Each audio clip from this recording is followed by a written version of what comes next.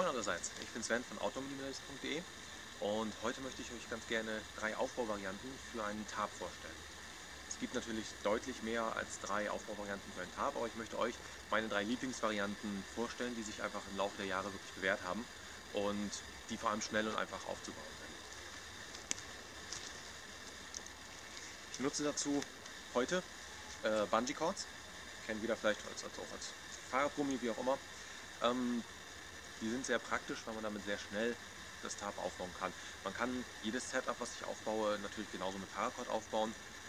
Da mache ich jetzt kein extra Video zu, es dürfte immer klar sein, wie man das Paracord zu spannen hat, um den gleichen Effekt zu haben. Vielleicht erzähle ich beim Aufbau nochmal so ein bisschen, okay, hier muss die First gesetzt werden. Da in der Regel nur eine Halterung notwendig ist, sprich eine Schnur, ein Paracord-Strang, um das damit aufzubauen, genau wie hiermit, ist es wirklich nicht kompliziert. Hiermit ist es einfach deutlich schneller und praktischer und ich kann es wirklich empfehlen. Gerade wenn man schnell ein Tarp aufbauen möchte, weil es zum Beispiel anfängt zu regnen oder man nicht mehr viel Sonnenstunden hat und sein Lager schnell aufbauen möchte, ist es einfach unglaublich praktisch, Bungee Cords zu nutzen. Die erste Variante ist ein ganz simples Schrägdach, wenn man so möchte. Das zeige ich einfach direkt mal.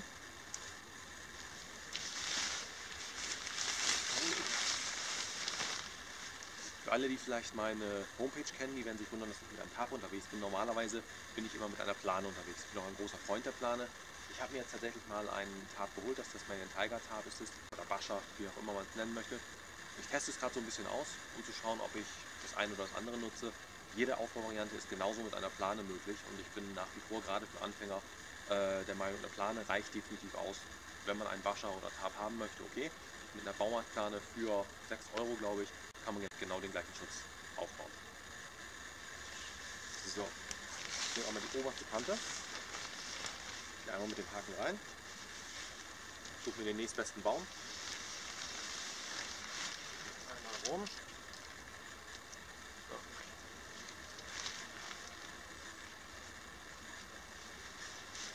So, damit ist die Seite auch schon fertig. Dann schnappe ich mir die andere Seite.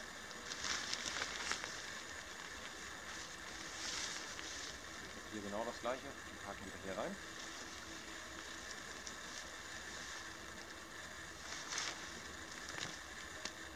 Und das Grundsetting steht.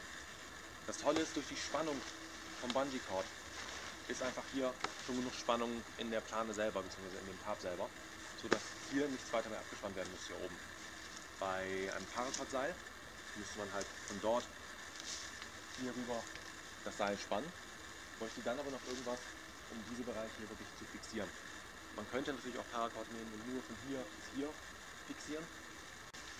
Wäre auch eine Möglichkeit als Alternative, wenn man kein Bungee Cord nutzen möchte. Wir sind natürlich noch nicht ganz fertig.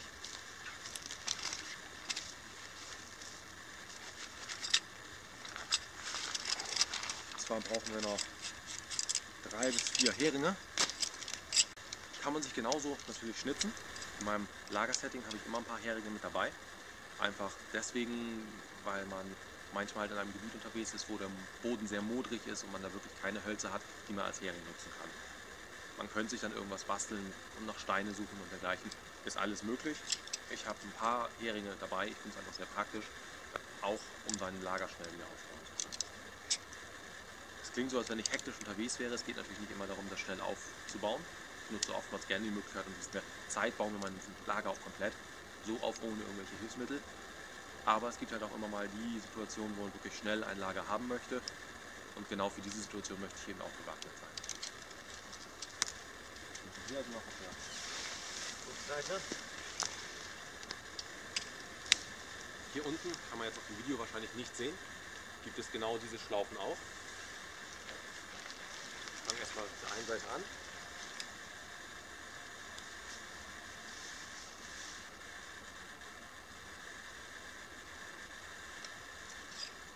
Auf der anderen Seite genau das gleiche.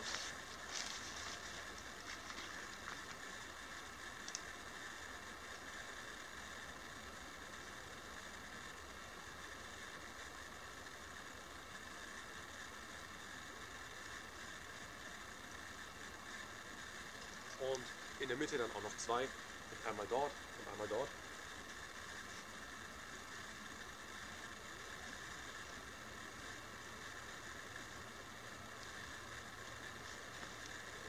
nachspannen.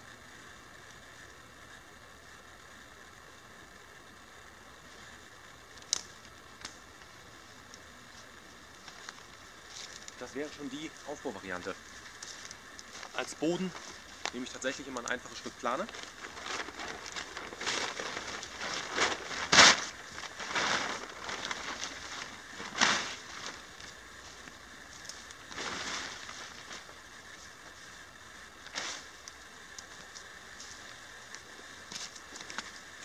Dann die gute alte Bundeswehr-Mehrzweckmatte.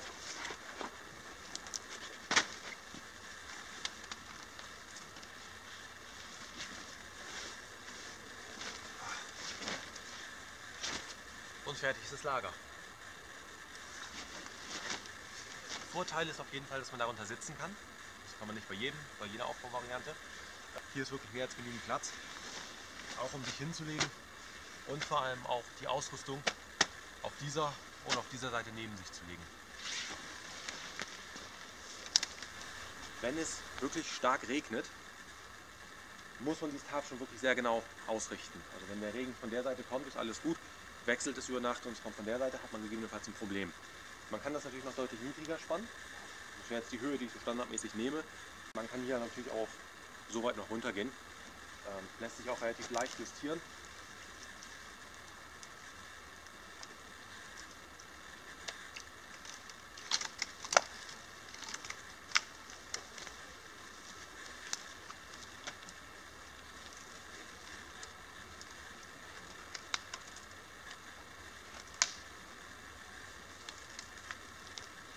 Wir sind jetzt bei Äste im Weg, ich gehe nicht weiter runter, ich denke das Prinzip sollte klar sein. Je weiter es runter geht, desto mehr ist man natürlich vor Regen geschützt. Man kann dann zwar nicht unbedingt drinnen sitzen, aber man ist eben besser geschützt und das ist halt Hauptziel des Ganzen. Ich mag die Aufbauvariante, weil ich sie sehr gemütlich finde. Meistens packe ich meine Ausrüstung nochmal Kopfhöhe etwa auf diese Seite, um nochmal zusätzlichen Windschutz zu geben oder gegebenenfalls zum Kopfende. Wenn es sehr stark regnet, mache ich das aus, dass ich im hinteren Bereich die Ausrüstung deponiere, dann ist sie auf jeden Fall geschützt. Und gerade wenn ich es niedriger gespannt habe, liegt das dort hinten vielleicht so ein bisschen auf. Wenn man seine Ausrüstung dort einfach nochmal gegendrückt und hinlegt, dann bekommt man ein bisschen mehr Höhe und das macht die Sache deutlich komfortabler. So, als nächstes möchte ich euch ganz gerne die gute alte Dackelhütte vorstellen. Die Dackelhütte dürfte so ziemlich die bekannteste Aufbauvariante für ein Tarp sein, weil sie auch sehr simpel aufzubauen ist und sie halt einfach einen Rundumschutz bietet, wenn man so möchte. Dazu baue ich erstmal diese Variante ab.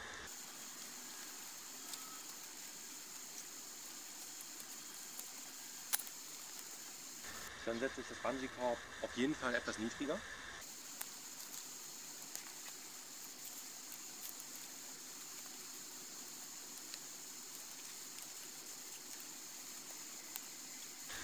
Seht zu, dass ihr das Bungee-Cord immer so spannt und die Haken so setzt, dass der Haken mittig ist. So man wirklich die maximale Länge von den Bändern und das zieht sich nicht nach rechts oder links hin.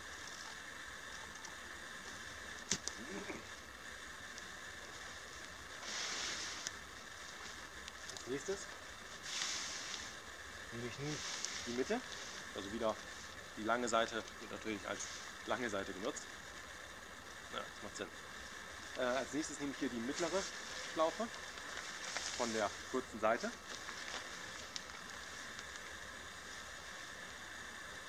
Packe die hier ein.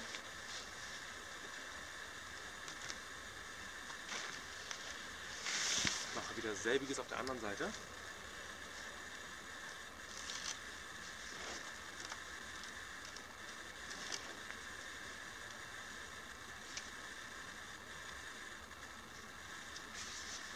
Hier ist aber wieder wirklich gut Spannung drauf.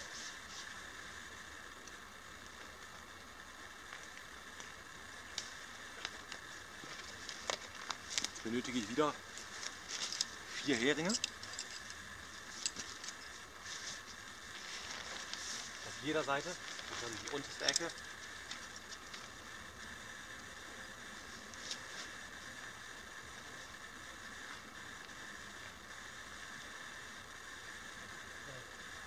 Leider Wurzeln. Ja. So abgespannt.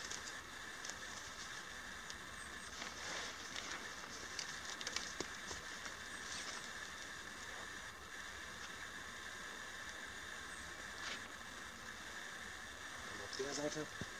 Natürlich selbiges auf der anderen Seite.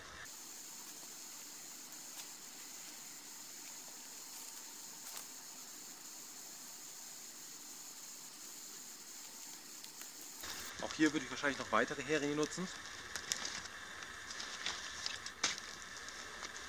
Und zwar auf beiden Seiten.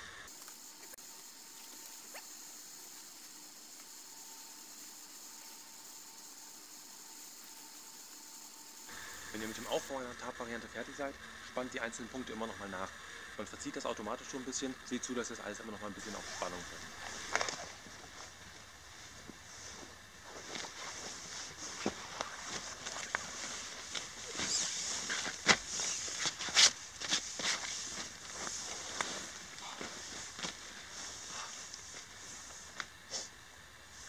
Man sieht recht deutlich, man hat hier tatsächlich noch mehr als genügend Platz drin. Ausrüstung, wie gesagt, Kopf- oder Fußende, man kann auch so ein bisschen neben sich packen. Hängt ein bisschen davon ab, wie man das Ganze abgespannt hat und wie die Gegebenheiten sind. Auf jeden Fall ist man hervorragend geschützt vor Wind und Wetter. Aber natürlich, je stärker der Wind ist, desto besser muss man das hier abspannen. Und dann sollte man auch wirklich alle Abspannpunkte nutzen, um hier zu verhindern, dass es wie hier, ich habe hier zum Beispiel nicht abgespannt auf der Seite, um das zu zeigen. Wenn der Wind jetzt so stark wäre, würde es hier natürlich flattern. Da reichen die beiden äußeren Punkte nicht.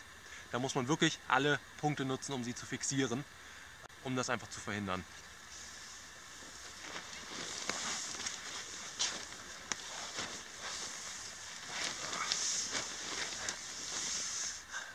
Man kann jetzt nur auch drinnen sitzen.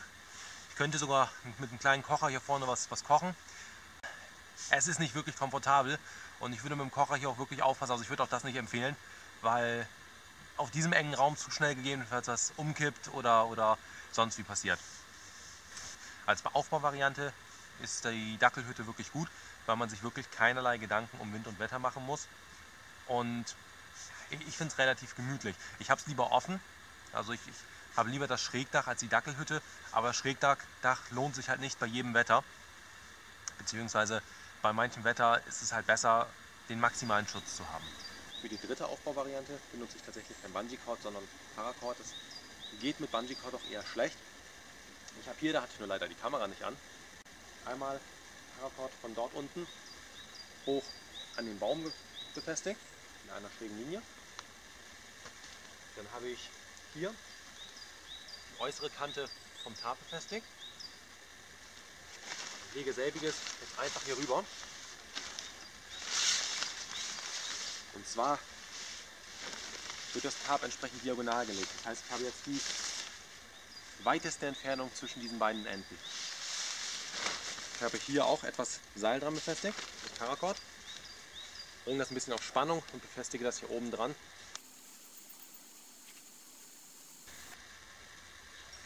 Dass wir hier einfach Spannung haben. Dann werden die Seiten abgespannt. Einmal hier vorne.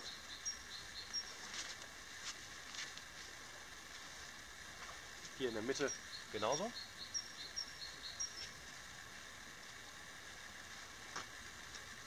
Und auf der anderen Seite natürlich auch.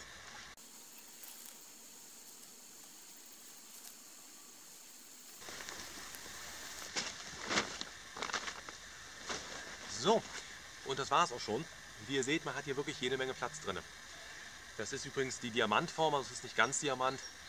Um die genaue Diamantform hinzubekommen, müsste man im Prinzip gleiche Länge und gleiche Breite haben. Das habe ich nicht. Ich meine, die Länge beträgt mehr als die Breite. Wie ihr seht, funktioniert es trotzdem prima. Man hat ja jede Menge Platz nach oben. Ich könnte mich jetzt auch hier hinsetzen, dann hätte ich noch mehr Platz. Man kann also definitiv vor sich auch kochen. Das geht beim Schrägdach auch, nur hat man hier gleichzeitig mehr Schutz. Also wenn jetzt der Bereich frei wäre, ich habe jetzt einfach ein sehr bewurzeltes Gebiet, hier neben hätte ich aber zum Beispiel Platz, da könnte ich kochen und wäre trotzdem geschützt durch das Dach, würde aber gleichzeitig das Tarp nicht irgendwie beschädigen durch Flammen und müsste mir einfach keine Sorgen machen, dass irgendwas passiert, weil ich einfach alles offen habe. Das hier ist auf jeden Fall meine Lieblingsvariante, weil das für mich die beste Kombination aus der Dackelhütte und dem Schrägdach ist. Je nach Situation nutze ich wirklich am liebsten das Schrägdach oder eben diese Variante. Hier hat man wahnsinnig viel Platz drin. Ich kann euch das ja mal zeigen. Wenn ich mich hier hinten hinlege, es geht noch weiter rein, Ich habe hier hinten wirklich genügend Platz, um mich hinzulegen. Ich habe hier ebenfalls noch Platz, um meine Ausrüstung zu lagern, Rucksack und alles, um jetzt zusätzlichen Windschutz zu schaffen. Oder auch, wenn das Wetter ganz schlimm ist, könnte ich sogar hier in dem Bereich was kochen. Wobei ich das wirklich nur empfehlen würde, wenn das irgendwas mit geringer Flamme ist. Alles andere ist durch die Abstrahlhitze schon wieder eine Gefahr für das Tarp und dadurch gegebenenfalls auch für einen selber. Die Dackelhütten-Variante hat auch ihre Berechtigung. Was mir an dieser Variante der Dackelhütte nicht gefällt, ist, dass man darin ein bisschen eingesperrt ist, weil man direkt die Wände neben sich hat. Man hat wirklich nur diese beiden Öffnungen. Das mag ich auch beim Zelt schon nicht, deswegen nutze ich keine Zelte. Ich fühle mich da ein bisschen eingesperrt drin. Das ist die eine Seite. Auf der anderen Seite, wenn ich draußen bin, erlebe ich auch ganz gerne draußen. Und wenn ich dann morgens aufwache, dann habe ich lieber eine schöne Aussicht, sei es der Himmel, sei es der Wald oder vielleicht ein See, was auch immer gerade dort ist, als dass ich aufwache und direkt in die Plane schaue. Nichtsdestotrotz nutze ich die Dackelhütte beispielsweise, wenn ich mit der Hängematte unterwegs bin, weil dafür ist natürlich das perfekte Dach. Da ist ja auch die Variante, die ich am ehesten wählen würde. Schrägdach geht auch, ist aber da ein bisschen umständlicher wegen der Höhe. Da ist wirklich die Dackelhütte, der Dackelhüttenaufbau, die praktischste Variante. Sobald ich aber auf dem Boden schlafe, ist es einfach nicht meins. Man ist hier drinnen wirklich sehr, sehr gut vor Wind und Wetter geschützt. Selbst wenn der Regen von der Seite kommt, liegt man weit genug hinten, dass man geschützt ist. Man kann diese Aufbauvariante auch ohne Baum aufbauen. Dazu benötigt man aber auf jeden Fall einen Stock oder wenn man vielleicht mit Wanderstöcken unterwegs ist, dann ist es deutlich niedriger. Ob man dann noch sitzen kann, ist fraglich, aber man kann es auch aufbauen. Dazu müsste man aber auf jeden Fall den Stock natürlich nochmal abspannen. Also wenn das hier jetzt der Stock wäre und in die Richtung geht das Tarp, dann muss man hier auf jeden Fall nochmal Paracord nutzen, um in die Richtung abzuspannen. Ich würde sogar in zwei Richtungen abspannen, einmal hierhin, einmal dorthin. Damit funktioniert es auch, allerdings deutlich niedriger, ist aber auch ein super Schutz. Auch in diesem Baum kann man es natürlich niedriger abspannen. Man hat dann erstmal noch ein bisschen mehr Fläche, man hat noch ein bisschen besseren Windschutz und man hat noch besseren Wetterschutz, das ist auch dazu, aber es geht so ein bisschen auf Kosten des Komforts. Das ist so ein Abwägen, je nachdem wie die Wettersituation ist. Ich mag das ganz gerne, dass ich hier drin Platz habe, dass ich mich hier drin bewegen kann, auch meine Ausrüstung hier drin einpacken kann und es bleibt alles trocken. Ich mache das meistens so, dass wenn ich die Ausrüstung einpacke, ich das Ganze noch unter dem Dach mache.